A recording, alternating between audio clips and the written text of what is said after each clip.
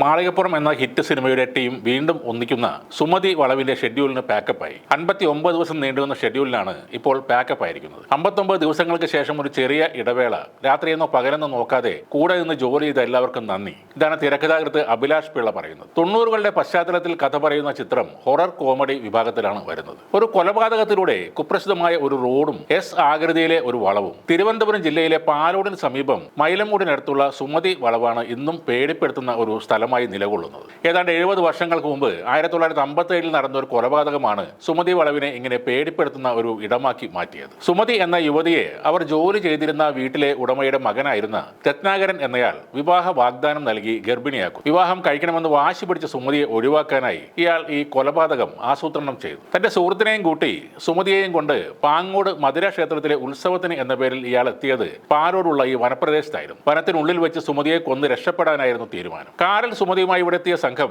കാട്ടിനുള്ളിലൂടെ കുറെ ദൂരം നടന്നു. ക്ഷേത്രത്തിലേക്കുള്ള വഴിയല്ല ഇതെന്ന് മനസ്സിലാക്കിയ സുമതിക്ക് അപകടം മനസ്സിലായി. ഓടി രക്ഷപ്പെടാൻ ശ്രമിച്ച സുമതിയെ രത്നാകരനും കൂട്ടുകാരനും പിന്തുടർന്നു. രക്ഷപ്പെട്ട് ഓടിയ സുമതി ഇന്നത്തെ എസ് വളവിന് സമീപം എത്തി. ഇവിടെ വെച്ചാണ് രത്നാകരൻ സുമതിയെ കൊലപ്പെടുത്തിയത്. സുമതിയെ കഴുത്തറുത്ത് കൊന്ന് ഒരു മരത്തിൽ ചാരി വെച്ചിട്ട് പ്രതികൾ രക്ഷപ്പെട്ടു. 3 ദിവസം കഴിഞ്ഞ് കാട്ടിൽ വിറക് ശേഖരിക്കാൻ വന്നവരാണ് ഈ മൃതദേഹം കണ്ടത്. എന്നാൽ ആ കേസ് തേഞ്ഞുമാഞ്ഞു പോയില്ല. രത്നാകരനും കൂട്ടാളിയും പിടിയിലായി. വർഷങ്ങളോളം ജയിൽ ശിക്ഷ അനുഭവിക്കുകയും ചെയ്തു. പിൽക്കാലത്ത് രണ്ടുപേരും മരണപ്പെടുകയും ചെയ്തു. കൊല്ലപ്പെടുമ്പോൾ 20-നടുത്ത് മാത്രമായിരുന്നു സുമതിക്ക് പ്രായം. ഗർഭിണിയായ സ്ത്രീ ക്രൂരമായി കൊല്ലപ്പെടുമ്പോൾ പിന്നീട് അത് പ്രതികാരദാഹിയായി യക്ഷിയായി മാറും എന്ന രീതിയിൽ കഥകളും ഉണ്ടായി. പാലോട് റിസർവ് ഫോറസ്റ്റിനോട് ചേർന്നുള്ള ഈ മേഖലയിലൂടെ യാത്ര ചെയ്യുമ്പോഴാണ് സുമതിയെ കൊന്ന ഈ വളവുള്ളത്. രാത്രികാലങ്ങളിൽ ഇതുവഴി യാത്ര ചെയ്യുന്നവർ ഈ വളവിലെത്തുമ്പോൾ ഒരു സ്ത്രീരൂപത്തെ കണ്ടതായി പറയപ്പെടുന്നു. ഇങ്ങനെ പലതരം കഥകളാണ് നാട്ടുകാർക്കിടയിൽ പ്രചരിക്കുന്നത്. ചില വാഹനങ്ങൾ അവിടെ എത്തുമ്പോൾ എഞ്ചിൻ ഓഫായി നിന്നു പോകാറുമുണ്ട്. അതേസമയം സാമൂഹിക വിരുദ്ധരായ ഒരു കൂട്ടം ആൾക്കാരുടെ സ്വാർത്ഥ താല്പര്യങ്ങളുടെ പേരിൽ നടക്കുന്ന കൊള്ളരുതായ്മകളാണ് പൊടിപ്പും തൊങ്ങലും വെച്ച ഈ പ്രേതകഥകൾക്ക് പിന്നിലെന്നും ആളുകൾ പറയുന്നു. എന്നാൽ ഇപ്പോഴും വിജനമായ ഈ വളവും ഇതുവഴിയുള്ള യാത്രയും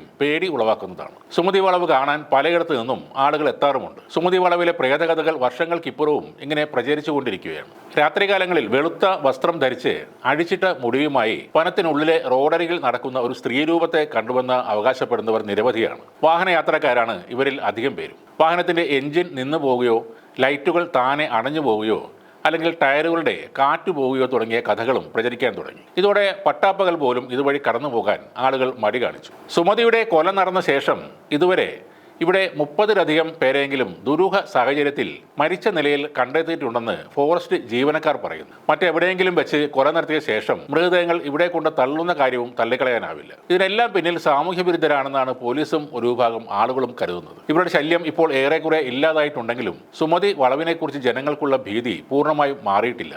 സുമതി മരിച്ച് 7 പതിറ്റാണ്ട് കഴിഞ്ഞെങ്കിലും ജനങ്ങളുടെ മനസ്സിലെ ഭീതി ഇനിയും വിട്ടുമാറിയിട്ടില്ല. പുതിയ സിനിമയുടെ വരവോടെ അത് ഇല്ലാതാകുമോ അതോ വർദ്ധിക്കുമോ എന്ന് കണ്ടു തന്നെ അറിയണം.